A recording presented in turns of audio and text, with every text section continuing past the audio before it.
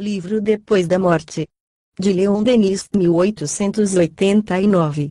Capítulo 58. Conclusão. Em todos os tempos, luzeiros da verdade têm baixado à humanidade, todas as religiões têm tido o seu quinhão, mas as paixões e os interesses materiais bem depressa velaram e desnaturaram seus ensinos, o dogmatismo, a opressão religiosa e os abusos de toda a espécie levaram o homem à indiferença e ao cepticismo. O materialismo espalhou-se por toda parte, afrouxando os caracteres, alterando as consciências. Mas a voz dos espíritos, a voz dos mortos fez-se ouvir, a verdade surgiu novamente da sombra, mais bela, mais brilhante que nunca. A voz disse: morre para renasceres, para te engrandeceres, para te elevares pela luta e pelo sofrimento. A morte não é mais um motivo de terror, pois, atrás dela, vemos a ressurreição. Assim nasceu o Espiritismo. Conjuntamente ciência experimental, filosofia e moral, ele traz-nos uma concepção geral do mundo dos fatos e das causas, concepção mais vasta, mais esclarecida, mais completa que todas as que a precederam. O Espiritismo esclarece o passado, ilumina as antigas doutrinas espiritualistas e liga sistemas aparentemente contraditórios. Abre perspectivas novas à humanidade. Iniciando-a nos mistérios da vida futura e do mundo invisível, mostra-lhe sua verdadeira situação no universo, faz-lhe conhecer sua dupla natureza, corporal e espiritual, e descortina-lhe horizontes infinitos.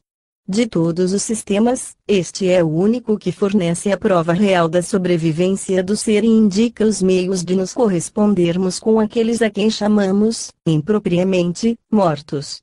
Por ele podemos ainda conversar com esses que amamos sobre a terra e que acreditávamos perdidos para sempre, podemos receber seus ensinamentos, seus conselhos, aprendendo a desenvolver, pelo exercício, esses meios de comunicação. O Espiritismo revela-nos a lei moral, traça o nosso modo de conduta e tende a aproximar os homens pela fraternidade, solidariedade e comunhão de vistas. Indica a todos um alvo mais digno e mais elevado que o perseguido até então. Traz consigo novo objetivo da prece, uma necessidade de amar, de trabalhar pelo benefício alheio, de enobrecer-nos a inteligência e o coração. A doutrina dos espíritos, nascida em meado do século XIX, já se espalhou por toda a superfície do globo.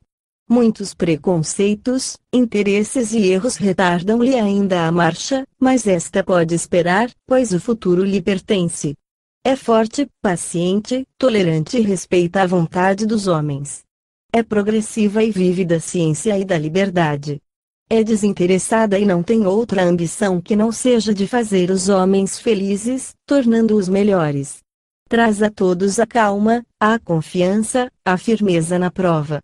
Muitas religiões, muitas filosofias se têm sucedido através das idades, jamais, porém, a humanidade ouviu tão poderosas solicitações para o bem, jamais conheceu doutrina mais racional, mais confortante, mais moralizadora.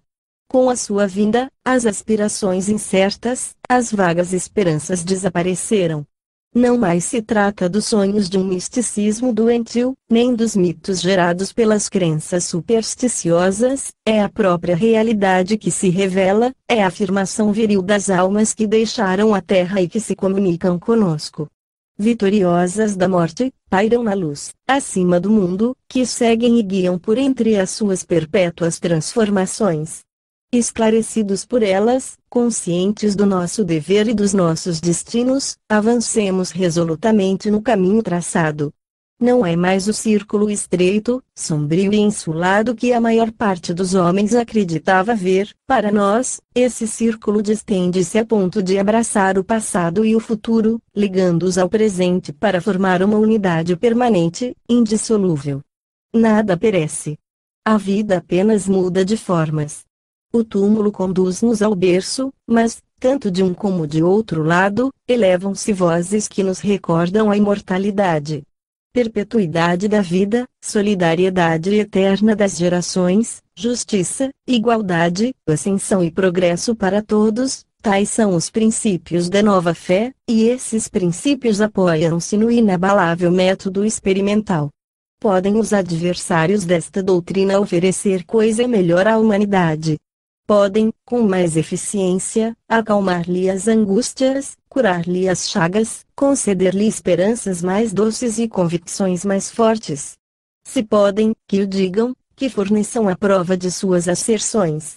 Mas, se persistem em opor afirmações desmentidas pelos fatos, se, em substituição, apenas oferecem o inferno ou o nada, estamos no direito de repelir com energia seus anátemas e sofismas. Vinde saciar-vos nesta fonte celeste, vós todos que sofreis, vós todos que tendes sede da verdade. Ela verterá em vossa alma o frescor e a regeneração. Vivificados por ela, sustentareis mais animadamente os combates da existência, sabereis viver e morrer dignamente. Observai com assiduidade os fenômenos sobre os quais repousam estes ensinos, mas não façais deles um divertimento. Refleti que é muito sério o fato de nos comunicarmos com os mortos, de receber deles a solução dos grandes problemas. Considerai que esses fenômenos vão suscitar maior revolução moral do que as que têm sido registradas pela história, abrindo a todos os povos a perspectiva ignorada das vidas futuras. Aquilo que, para milhares de gerações, para a imensa maioria dos homens que nos precederam tinha sido uma hipótese, torna-se, agora, uma realidade. Tal revelação tem direito à vossa atenção e ao vosso respeito. Utilizai-a somente com critério, para vosso bem e dos vossos semelhantes. Nessas condições, os espíritos elevados assistir-vos-ão, mas, se vos servirdes do espiritismo para frivolidades, sabei que vos tornareis presa inevitável dos espíritos enganadores, vítima dos seus embustes e das suas mistificações. E tu, meu irmão, meu amigo, que recebeste estas verdades no teu coração e que lhes conheces o valor, permita-me um derradeiro apelo, uma última exortação. Lembra-te de que a vida é curta. Enquanto ela durar, esforça-te por adquirir o que vieste procurar neste mundo, o verdadeiro aperfeiçoamento. Possa teu ser espiritual daqui sair melhor e mais puro do que quando entrou. Acautela-te das armadilhas da carne, reflete que a terra é um campo de batalha onde a alma é a todo momento assaltada pela matéria e pelos sentidos. Luta corajosamente contra as paixões vis, luta pelo espírito e pelo coração, corrige teus defeitos, adoça teu caráter, fortifica a tua vontade. Eleva-te, pelo pensamento, acima das vulgaridades terrestres, dilata as tuas aspirações sobre o céu luminoso. Lembra-te de que tudo o que for material é efêmero. As gerações passam como vagas do mar, os impérios esboroam-se, os próprios mundos perecem, os sóis extinguem-se, tudo foge, tudo se dissipa. Mas há duas coisas que vêm de Deus e que são imutáveis como Ele, duas coisas que resplandecem acima da miragem das glórias mundanas, são a sabedoria e a virtude. Conquistas por teus esforços e, alcançando-as, elevar-te-ás acima do que é passageiro e transitório, para só gozares o que é eterno. Fim do livro Depois da Morte. De Leon Denis, 1889. Caro amigo, se você gostou deste livro e tem oportunidade de adquiri-lo, faça-o, pois os direitos autorais são doados a instituições de caridade. Muita paz.